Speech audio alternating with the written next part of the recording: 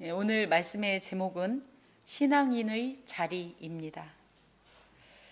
자리가 사람을 만든다 이런 말 들어보셨어요? 예, 그렇죠. 그 자리가 뭐예요? 결국은 가치, 또 어떤 위치, 또 하는 일, 뭐 이런 것들인 것 같아요. 그리고 또 거기에는 어떤 행동이 포함되기도 합니다. 이 세상엔 수많은 자리들이 있지요. 오늘 본문에 나오는 어떤 모세의 자리도 있고 하지만 과연 신앙인의 자리는 어떠해야 될까? 어떤 위치에서 어떤 행동을 해야 될까? 오늘 이 귀한 본문을 통하여서 주님의 말씀에 경청합시다. 1절부터 이제 3절을 보면 이에 예수께서 무리와 제자들에게 말씀하여 이르시되 그 전까지 계속 논쟁이 벌어지다가 이제 그들이 46절에 보면 한마디도 이제 대답을 못하고 감히 더 이상의 질문을 할 수 없을 정도로 모든 것이 예수님의 답변이 퍼펙트했어요. 그러다 보니까 꼼짝 못하는 이런 상황인데 그럴 때 드디어 예수님께서 이제 귀한 교훈을 주시는데 그 대상이 누구냐면 무리와 제자들에게.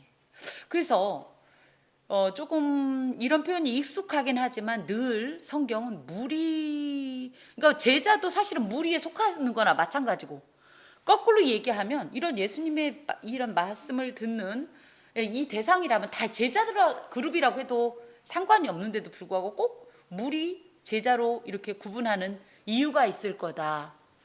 이 제자라고 하는 이 사람들은 마테타이스라는 말로써 인격적 신앙적 관계에 있어서 굉장히 예수와 밀접한 관계에 있는 사람, 그 소위 말하면 예수님을 만난 사람, 그 말씀을 인격적으로도 흠모하고 영접하고 그 삶 전체의 영향을 받는 사람이 제자들이죠.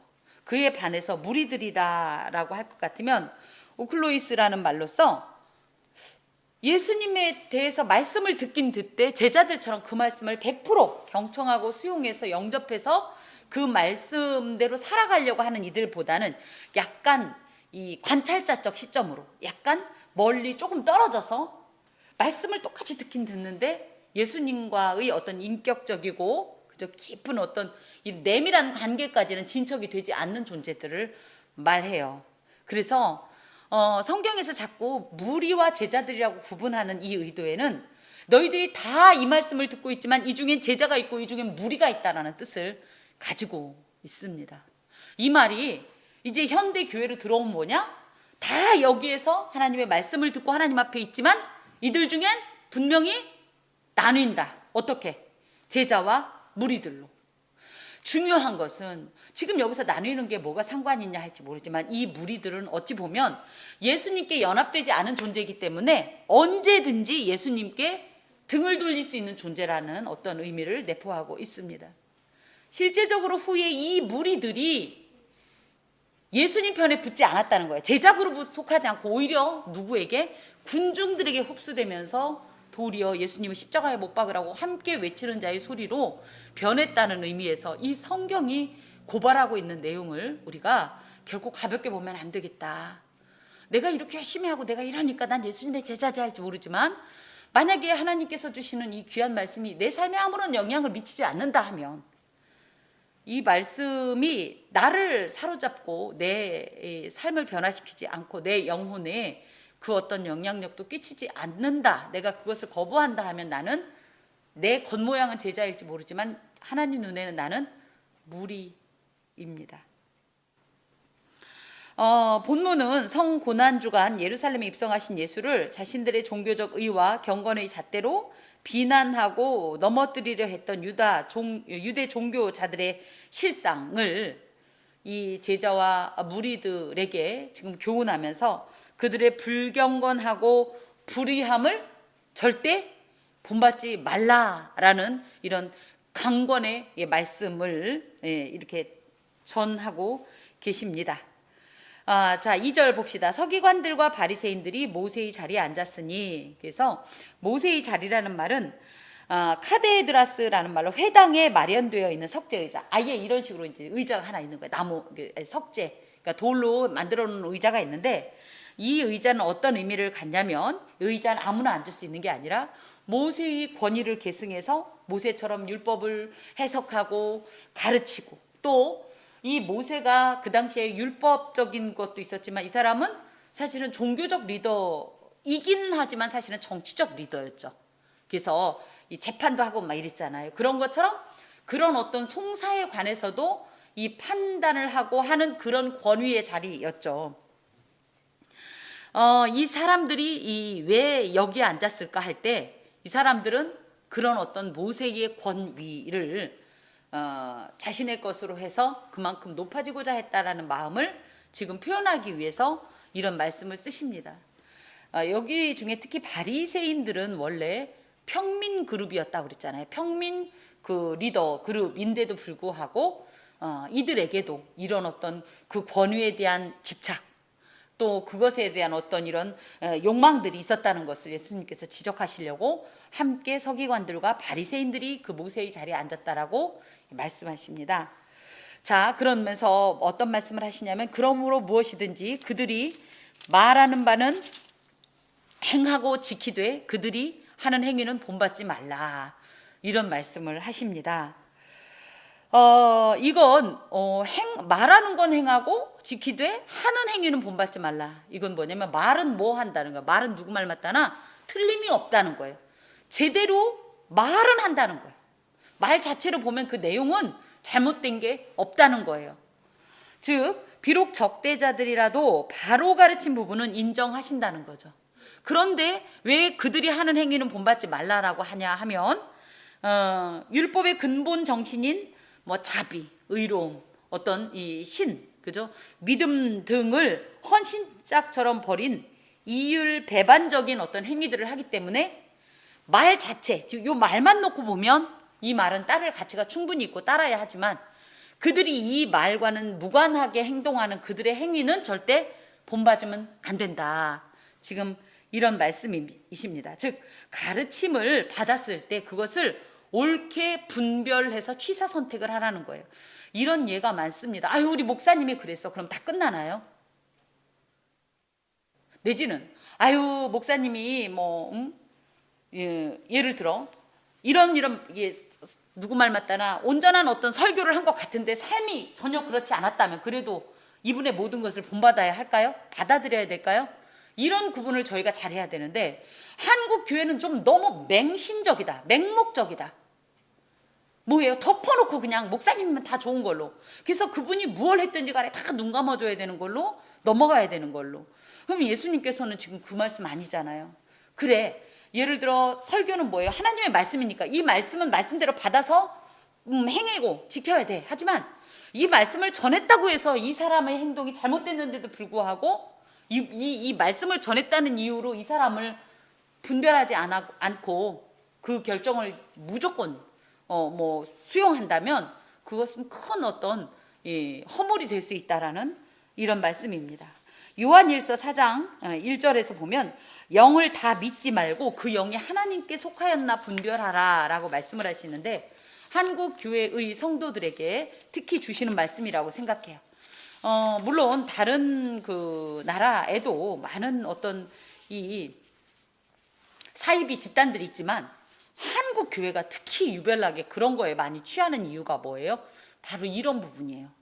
그래서 여러분께서도 이 강단에 서서 선포되어진 말씀이니까 무조건 아멘을 할 게 아니라는 거예요. 아멘 잘 해야 돼요. 골라서 해야 돼요. 아멘이 아닌 것도 무조건 아멘 하면 안 돼요. 가끔 유명하다고 하는 어떤 부흥사들 설교 내용을 보면 아멘하면 안 되는 내용들을 아멘하는 경우가 너무 많아요. 저번에 어떤 무리를 빚었던 어떤 그 그룹에서 그 선교사라는 분이 이게 설교인지 뭔지 모르겠어요. 무슨 과학 관증인지 모르겠는데 저 미국에 빌 게이츠가 무슨 칩을 백신을 통해 심는다는, 근데 과학자들이 지금의 기술로는 절대 백신을 통해 칩을 심을 수가 없대요. 어찌됐든 막 그런 얘기를 하는데 여기서 그게 성경에 나와 있는 얘기도 아니고, 그죠? 그런데도 아멘 아멘 아멘. 전 정말 그런 걸 보면 막 가슴이 쳐지는 거예요. 여러분 잘 분별하셔서 이것이 과연 이 정경인 하나님의 말씀인지, 과연 하나님의 영으로 전하는 건지 또 그 행위가 그 하나님의 영 안에서 행하는지를 잘 분별하시기를 주의 이름으로 강권합니다. 자, 그러면서 그들은 왜 그래야 되냐, 그들이 하는 행위를 왜 본받지 말아야 하냐면 말만 하고 행하지 아니하며 또 무거운 짐을 묶어 사람의 어깨에 지우되 자기는 이것을 한 손가락으로도 움직이려 하지 않기 때문이다. 그러면서 금지해야 할 지도자들의 죄의 어떤 이런 속성들과 죄상, 죄의 행태들을 7절까지 쭉 기록하고 계십니다. 이것들은 절대 본받으면 안 된다라는 말씀이세요. 특히 이제 왜 그들의 가르치는 바는 행하고 지키되 하는 행위는 본받지 말아야 하느냐 하면 첫 번째, 언행불일치의 삶이기 때문입니다. 이들은 외형적으로는 율법의 철저한 준수를 촉구하면서 정작 자신들은 율법의 외형보다 더 중요한 게 율법의 근본 정신이라고 그랬어요. 하나님의 마음으로 봐야 되는 거예요. 물론 무조건 일방적으로 좋다 하는 건 아니지만 하나님께서 우리를 향한 기본적인 마음은 뭘까요? 그렇게 완벽한 공의의 하나님임에도 불구하고 이 땅에 대한 그 하나님의 이 자비와 긍휼, 그죠? 측량할 수 없는 자비와 긍휼이 사실은 공의의를, 그 공의의 집행을 예수의 십자가로 연결이 되는 거예요. 그 정도로 늘 그 우리의 연약함과 그런 것들에 대한 어떤 하나님의 가슴이 있는데 이것이 율법의 정신에 녹아나 있기 때문에 율법을 외형적으로 이건 옳다, 이건 잘못됐다를 넘어서 그것 이전에 이것을 하나님께서는 어떻게 보실까? 이런 상황에서 하나님은 뭐라고 대답하실까? 라는 걸로 찾아야 되는데 이들은 오히려 겉에 이 외형적인 어떤 조건만 가지고 또 특히 지난주에도 다룬 것처럼 어떤 율법이 더 중요하고 어떤 율법은 안 중요하냐, 그죠? 또 어떤 율법은 안 지켜도 대충 넘어갈 수 있고 어떤 율법은 꼭 지켜야 되냐, 이렇게 율법의 대소 또 경중여하에 따라서 행하는 이런 행동을 하니 이것은 결코 본받지 말아야 하는 행동이다. 지금 이 말씀을 하고 계십니다. 또 보면 무거운 짐을 묶어서 사람의 어깨에 지우고 자기는 이것을 손가락으로도 한 손가락으로도 움직이지 않았다. 이거는 무거운 짐이라는 말은 포르티아란 말로써 무겁고 감당하기 어려운 여러 가지의 짐들이에요. 이게 무슨 얘기냐면 은유적인 표현이긴 한데 본래 하나님께서 주신 율법은 하나님의 백성의 삶을 규정해 주면서 뭐냐면 하나님의 백성이면 이렇게 살아야 된다. 그래도 이 안에 있어야, 이렇게 살아야 그 죄와 허물을 최소화할 수 있다라는 어떤 이런 하나님의 자비하심과 은총의 근거에서 나온 것이 율법인데 이런 것들을 이들이 그런 하나님의 가슴과 무관하게 지들끼리 막 세분화해서 예를 들어 십계명을 갖다가 또 이제 상황법들이 이제 도덕법들이 있긴 합니다, 구약에. 근데 이걸 쪼개 나누어서 정말 뭐 같지도 않은 것까지 해서 밖에 나갔다 오면 물을 뿌려야 된다, 정결 예식 같은 거, 그쵸?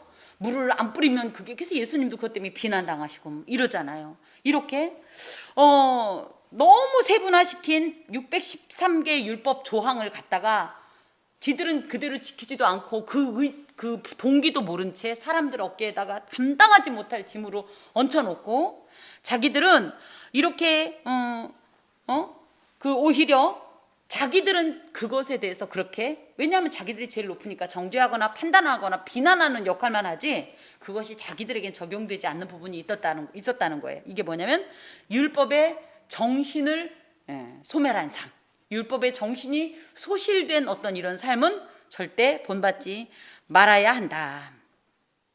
실제로 이들은 지키기 어려운 까다로운 규칙이나 규례를 일반 백성에게 강요하고 또 지키지 않으면 정죄하기만 할 뿐, 지금 뭐 제가 현 정권을 비난하는 건 아니지만 이런 겁니다. 식당에 갔어요, 밥을 먹으러. 물론 5명 이하라면 그건 그래요, 맞다라고 쳐요. 그래도 백성의 편에서 그 백성의 실상을 생각해서 정말로 감염 예방을 위한 것이라면 무엇이 백성도 불편하지 않고 무엇이 효율적인 적용이고 어떤 이런 그죠? 규칙일까를 생각해서 만들어야지. 위에서 무조건 땅땅땅하고 그것 때문에 아래서는 온갖 우리가 이 머리를 써야 되는 이런 것처럼 그 당시 율법이 그랬다는 거예요. 백성들의 삶을 하나님의 백성으로 살기 좋게 만들려고 율법이 있어야 되는데 그게 아니라 뭐예요? 그냥 딱딱땅 해놓고서 이거 안 지키면 너 무조건 죄인, 너 무조건 죄인, 이렇게 하는 이런 모든 행동들을 지금 예수님께서 지적하고 계신 겁니다. 그래서 그 당시에 유대인들에게 율법은 더 이상 즐거움이 아니었어요. 하나님을 만날 수 있는 귀한 통로도 아니었어요. 교제 이런 건 꿈도 안 꿔요. 그냥 피곤한 거예요.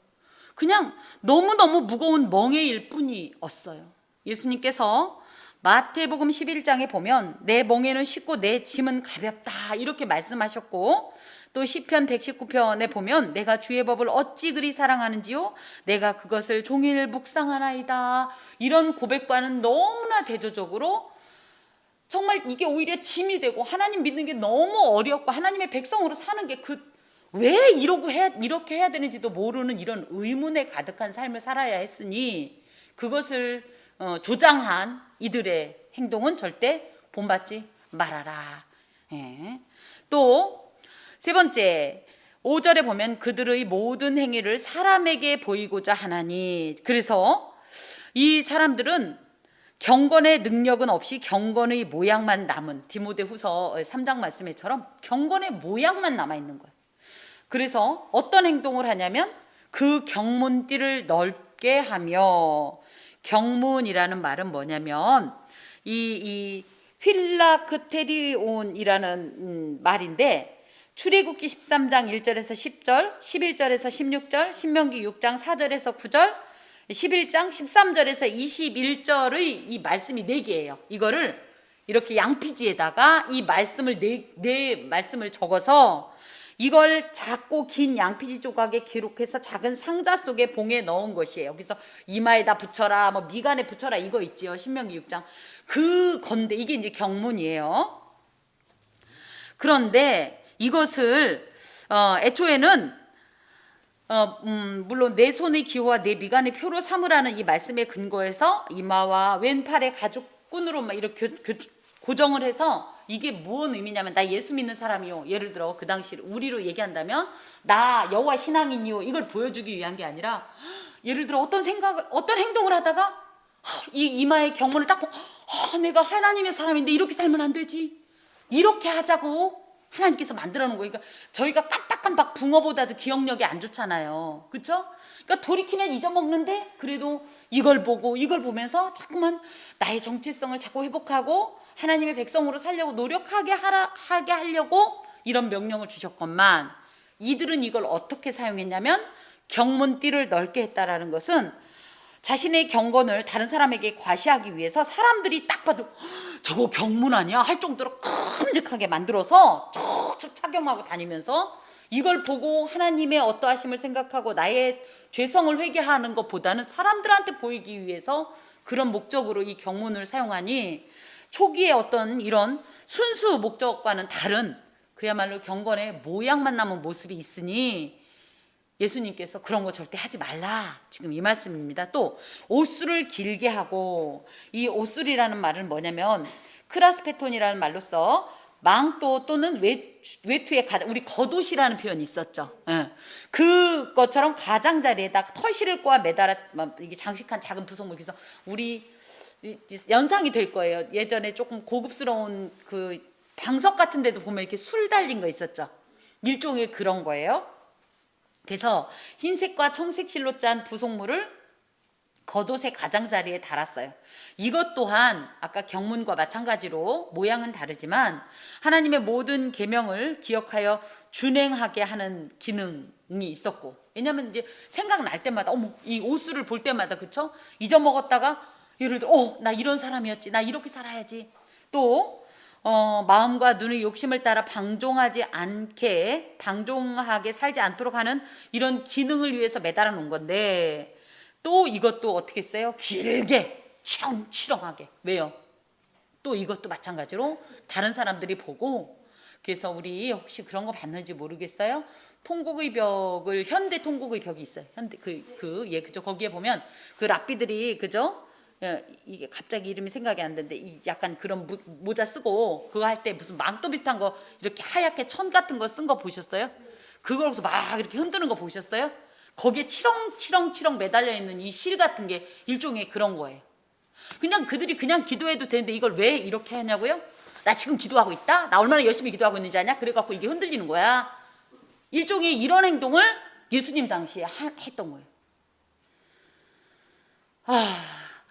율법의 정신을 따르려는 마음보다는 단지 다른 사람들에게 자기가 얼마나 거룩한지를 보이려는 열망으로 옷수를 더 길게 만들어서 그것을 쓰고 다녔어요. 그 모습이 예수님의 눈에 띄면서 저거 본받지 마라. 그야말로 경건의 능력은 없이 경건의 모양만 치중하는 저 모습은 결코 본받지 말아라. 자, 또 있습니다. 잔치의 윗자리와 회당의 높은 자리와 시장에서 문안받는 것과 사람에게 랍비라 칭함을 받는 것을 좋아한 모습입니다. 이것은 하나님보다 사람을 더 크게 보고 의식하는 어떤 이런 삶을 본받지 말아라. 여기에서 잔치의 윗자리라는 것은 우리나라는 어떤가요? 잔치집에 가면 더 높은 자리가 있나요? 하긴 또 그쵸. 그죠? 주최자들과 가장 가까운 곳에 있는 사람들이 그렇다고 하겠네요. 이제 이 당시에도 이제 그렇긴 했는데 딱 정해져 있었대요. 잔치상이 이렇게 있으면 여기 중에 오른쪽 상단 끝에 있는 자리. 그러니까 오른쪽이면 여긴가? 위치가 어찌됐든 여기 앉는 사람이 제일 초대받은 사람 중에 제일 높은 사람, 인정받는 사람이었대요. 그래서 잔칫날만 되면 사람들이 자기가 거기 앉으려고. 나중에 보면 말씀에 그런 말씀 나옵니다. 거기에 앉지 마라 처음부터. 그죠? 저 밑에 앉아 있어라. 그런데 혼주가 보고서 어이구 당신같이 고귀한 분이 왜 그 말석에 앉아 계십니까? 이쪽으로 오십시오 할 때까지 그런 말씀이 있는 거 그겁니다. 그래서 이 자리는 가장 귀한 손님에게 돌아갔는데 사람들은 그 자리를 차지하려고 그렇게 아기다툼을 벌이고 있었대요. 이것이 뭡니까? 결국은 하나님은 외모를 보지 않고 중심을 보는데 자꾸만 외모에 치중해서 사람들을 의식하다 보니 이런 행동을 하니 이거 하지 마라. 또 회당의 높은 자리는 또 뭐냐 하면 아까 또 모세의 자리도 있었지만 그것과는 조금 다르긴 한데 상좌라고 얘기를 하는데 이 예전 버전이에요. 상좌라고 돼 있는데 이 같은 의미이긴 하지만 용도가 다른 것이 유대인들이 모여서 율법을 읽고 예배드리는 회당에서 율법을 넣어두는 궤 앞에 율법을 넣어두는 궤가 왜냐하면 이 성경은 요즘 이렇게 활자가 많이 그죠? 구텐베르크라는 사람 때문에 이렇게 인쇄술이 발전을 해서 우린 이렇지만 그 당시에 구약만 같아도 양피지를 둘둘둘 말아서 했기 때문에 이만한 괴짝에다가 소위 말하면 그죠? 율법을 기록해서 넣어놓았던 괴짝이 있었는데 그 궤 앞에 딱 어떤 자리가 있는 거예요. 그러니까 사람들이 쉽게 얘기하면 강단도 저 귀퉁이 안 있고 이렇게 있는 게 뭐예요? 제일 눈에 띄라고. 똑같은 거예요. 회당에 딱 들어가면 그 율법을 넣어두는 궤 앞에 어떤 자리가 있는데 이게 이제 일종의 상좌예요. 여기가 얼마나 사람들 눈에 잘 띄겠어요. 그러니까 또 이 곳에 앉아서 이 사람들이 저 사람은 얼마나 위대하고 대단하면 저 자리에 앉는 거야. 이 소리를 듣고 싶어서. 그래서 하나님께 대한 경외심보다는 사람에게 존경을 받으려는 열망으로 사람들이 또 그곳에 그렇게 앉으려고 노력을 했었다고 합니다. 그래서 6절에 잔치의 윗자리와 회당의 높은 자리 약간 차이가 있는데 잔치의 윗자리 즉 잔치의 상석은 세속적인 열망을 갈망하는 어떤 모습이고 회당의 높은 자리는 종교적인 삐뚤어진 어떤 영광을 갈구하는 그런 모습이라고 볼 수 있어요. 특히 이러한 영광은 어느 시대를 막론하고 많은 지도자들이 빠지기 쉬운 어떤 함정으로 교회에서는 특히 이제 목회자를 위시한 많은 이들이 이렇게 회당의 어떤 상좌처럼 사람들이 눈에 띄려고 하고 또 높임을 받으려고 하는 이런 모습들이 있는데 우리 두 집사님께서 후에 장로님들이 되시거든 누구 말대로 가장 말석에 앉으셔서 하나님이 나를 보시는 것을 인정하고 이름도 없이 빛도 없이 섬기시기를 바랍니다. 그런 행동을 하니 그거를 하지 마라.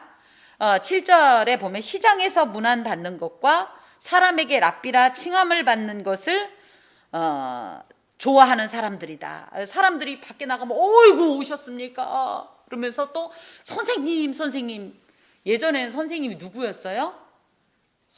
우리가 생각하는 그 교원 자격증 가진 선생님이 선생님이었잖아요. 그쪽에서 밖에 나가서 그 선생님 그러면 어느 학교 선생님이세요? 그런데 요즘은 뭐예요? 너도 나도 다 선생님이야. 그죠? 이게 왜 그런 거예요? 결국은 내가 그렇게 높임을 받고 싶은 마음을 알고 미리 불러주는 거긴 하죠. 그 당시에도 이랬다. 그래서 늘 가르침을 받는 사람 보기보다는 내가 가르치는 자로서 군림하고 싶었던 이런 마음들이 있었는데, 그런 마음들이 특히 그 예수님 입장에서 지금 볼 때는 그런 서기관들이나 바리새인들에게 이 팽배해 있으니 그것을 절대 본받지 말라, 이런 말씀을 하십니다. 그러면서 이제 8절에서 10절까지는 방금까지는 뭐였어요? 대상이 서기관과 바리새인들이 하는 행동이었다면, 여기에는 그러나 너희는, 그러면서 제자들에게 절대 이것은 하지 말라는 경계의 말씀을 주십니다. 그래서 보면 그러나 너희는 랍비라 칭함을 받지 말라. 너희 선생은 하나요 너희는 다 형제니라. 랍비 디다스칼로스라는 말은요, 아까도 말씀드렸듯이 그야말로 선생님이에요. 어떤 가르침을 주는. 제자들이 실제로 그 당시에 랍비이신 예수 그리스도 아래 있었기 때문에 직속 제자잖아요. 그쵸? 그럼 사실은 이들도 선생님 소리를 이제 듣게 되겠죠. 예수님을 직접 만나지 못하면 그들에게도 이제 말씀을 이렇게 받는다고 할 것 같으면, 그런데 그거를 즐거워하지 마라. 그리고 스스로를 랍비라고 생각하지 마라. 왜냐하면 너희는 다 형제다. 뭐예요? 하나님 안에서 볼 때 우리는 하나님 보시기엔 너는 목사니까 높으네, 너는 안 목사니까 안 높으네, 이런 개념 없이 우리는 다 누구다? 하나님 앞에 보면 똑같이 피조물이요, 똑같이 죄인이었어요. 우리의 과거는 죄인이에요. 우리의 이 현재와 미래는 예수 그리스도로 인해서 용서받은 죄인이에요. 의인이라는 이 은혜의 어떤 인장은 있지만, 이것을 기억하고 누가 누구를 가르치고 높아지고 낮아지고 이걸 하겠냐, 지금 이런 말씀을 하시면서 오직 굳이 이 랍비라고 칭함을 받을 분은 누구냐면 바로 하나님뿐이다. 또 하나님이신 예수 그리스도 뿐이다. 이런 말씀을 하시면서 너희들이 랍비의 지위를 탐내는 어떤 이런 권위욕을 갖고 다른 사람들을 무시하면 안 된다. 이런 말씀을 하십니다. 9절에 땅에 있는 자를 아버지라 하지 말라.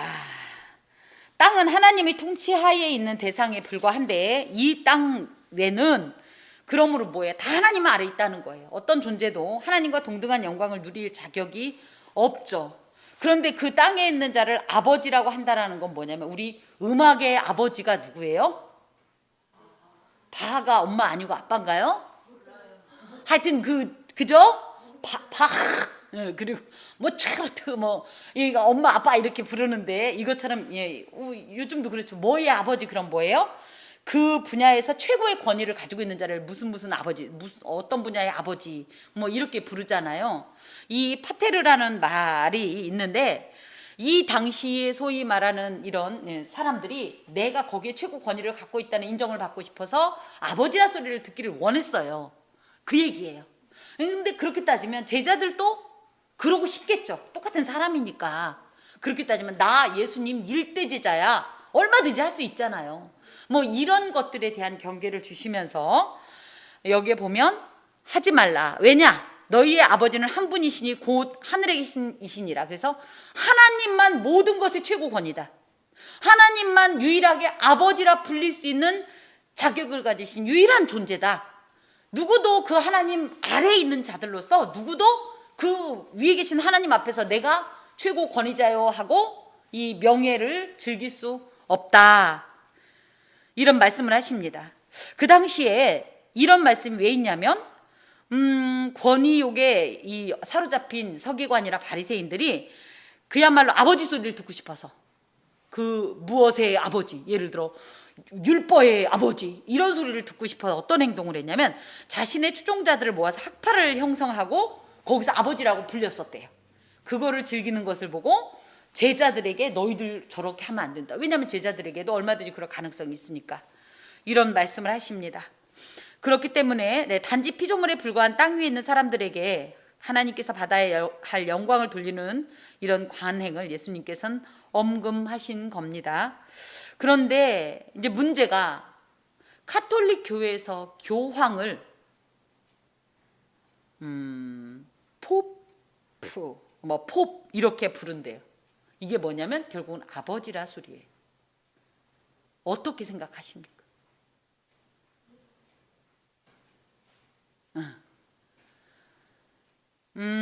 이것은 평신도와 성직자를 구분짓기 위해서 지어낸 어떤 명칭이긴 하지만 이것은 엄연히 얘기하면 예수의 언명을 정면으로 위반하는 행동으로서 매우 조심해야 되고, 저 또한 마찬가지입니다. 여러분 앞에 저는 굳이 이야기하자면 유모예요. 여러분에게 젖을 먹인다면 그 젖은 어디에서 오는 거예요? 하나님의 젖을 제가 대신 먹이는 유모예요. 저는 친엄마는 아니에요. 무슨 얘기인지 이해하셨죠? 제가 이제 여성이니까 이렇게 표현을 하는데, 목회자들이 필요 이상으로 교회에서 권위를 갖고 필요 이상으로 높임을 받는 행동은 아주 위험하고 예수님의 이런 언명에 위배되는 행동입니다. 그래서 매우 조심해야 하겠습니다. 10절 또한 지도자라 칭함을 받지 말라. 지도자 카데게테스라는 말은 앞서가는 사람, 인도하는 사람 이런 뜻이기도 하고요. 고대 헬라어 문헌에는 권위 있는 교사를 지칭했어요.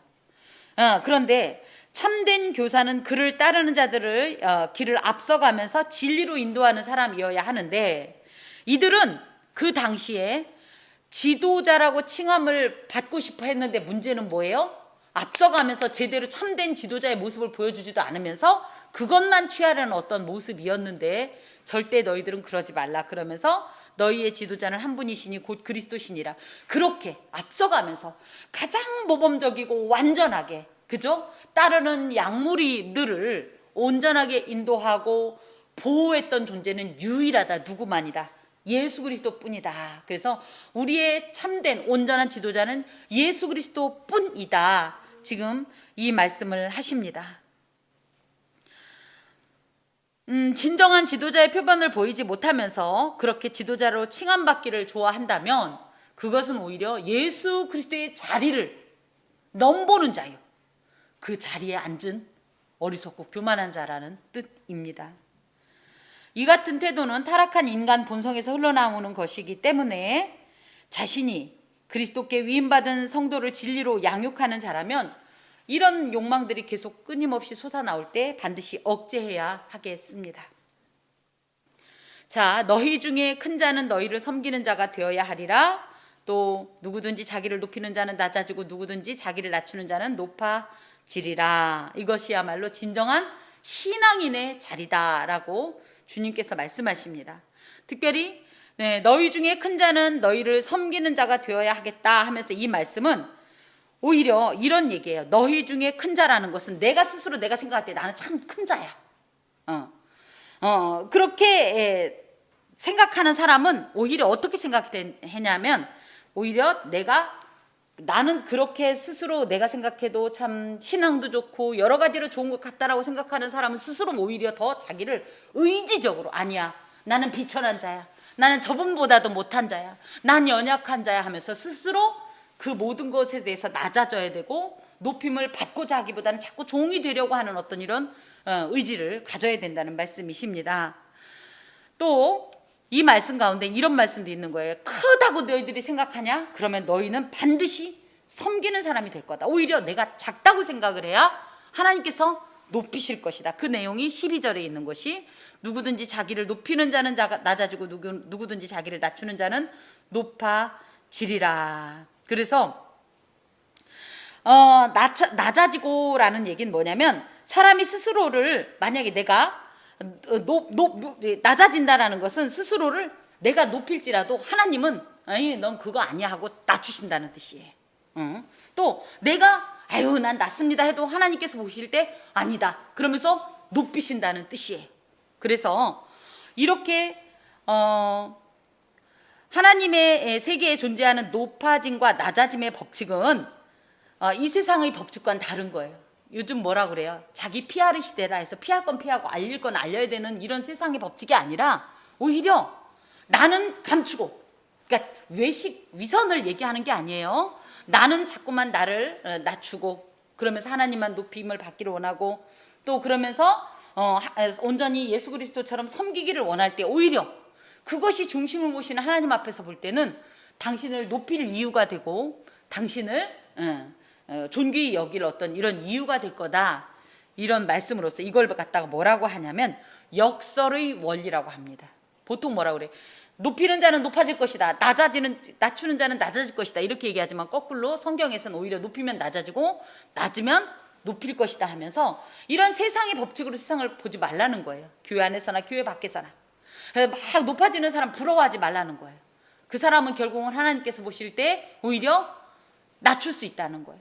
나의 낮음을 또 너무 비참하게 생각하지 마세요. 왜냐하면 하나님께서 보시기에 어떠함이 중요해요. 그래서 내가 오히려 낮아졌을 때 하나님께서 높이시는 이런 역설의 법칙을 바라봐야지, 자꾸만 세상의 법칙에 흔들려서 사람들이 저렇게 보니까 저 사람은 저렇겠지, 그러니까 하나님도 저렇게 보시겠지. 그럼 하나님 모르는 거예요. 하나님 그런 분 아니에요. 하나님 우리 속 모르면 누가 우리 속을 알아요? 안 그렇습니까? 여러분 하나님께 여러분의 속을 다 의탁하십니까? 하나님이 내 마음을 다 안다고 알고 계십니까? 그렇다면 그걸 믿으세요. 근데 자꾸만 어때요? 하나님은 비록 이렇게 말씀하셨지만 내가 볼 땐 저게 맞는 것 같아요.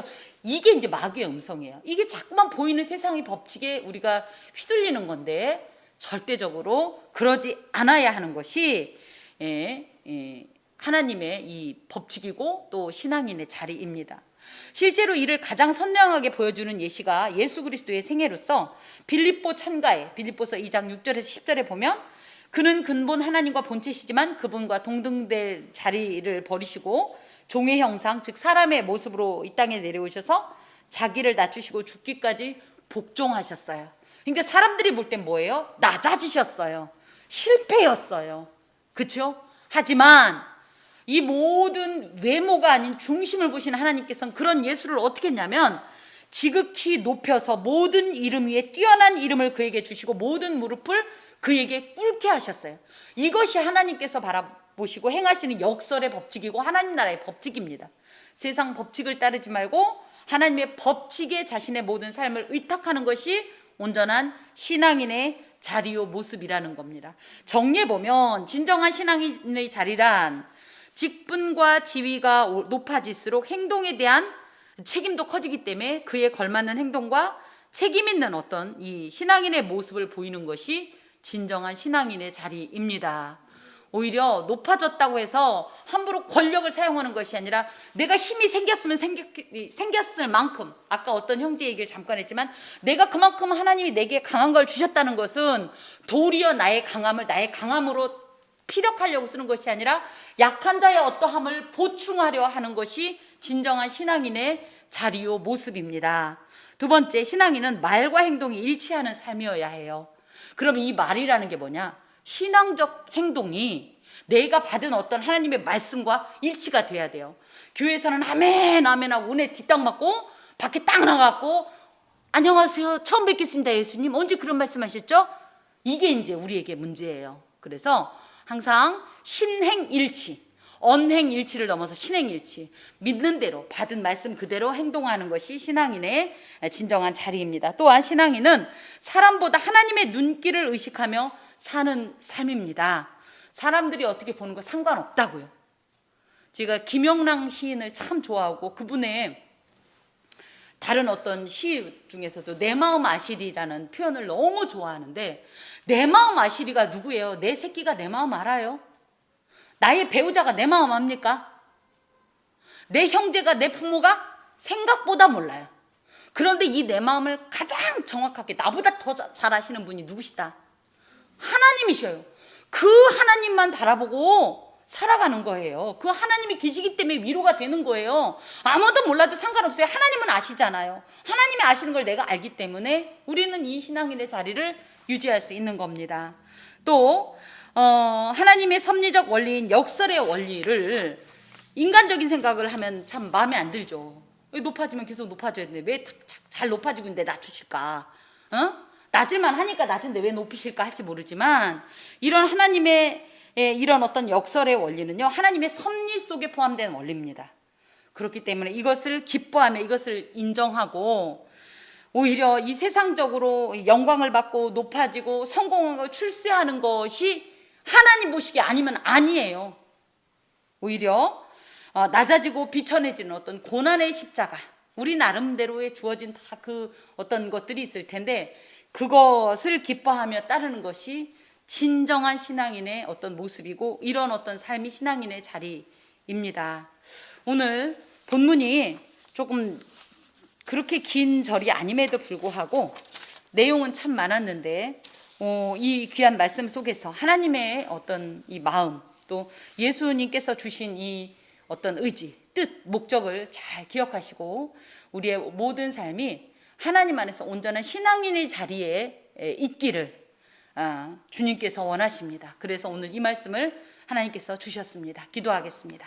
주님, 우리가 믿노라 하면서도 참으로 온전한 신앙인의 자리에 있지 못했습니다. 우리도 모르게 모세의 자리를 탐닉했고, 또 영광과 존귀를 받으며 많은 이들에게 칭송을 받고자 상좌와 상석을 탐하였나이다. 하나님, 우리의 스스로 높아졌음을 용서하여 주시옵소서. 다만 하나님께서 행하시는 모든 일들은 완전하시온데, 그 모든 이들을 기대하면서 오늘을 견디게 하시고 오늘을 이기게 하시고, 세상의 법칙을 따르지 말고 하나님의 귀한 법칙에 감사하며 기뻐하게 하여 주옵소서.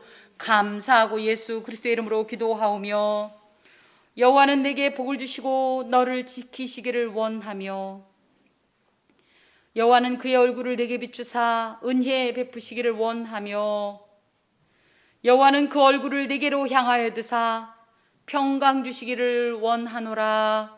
아멘.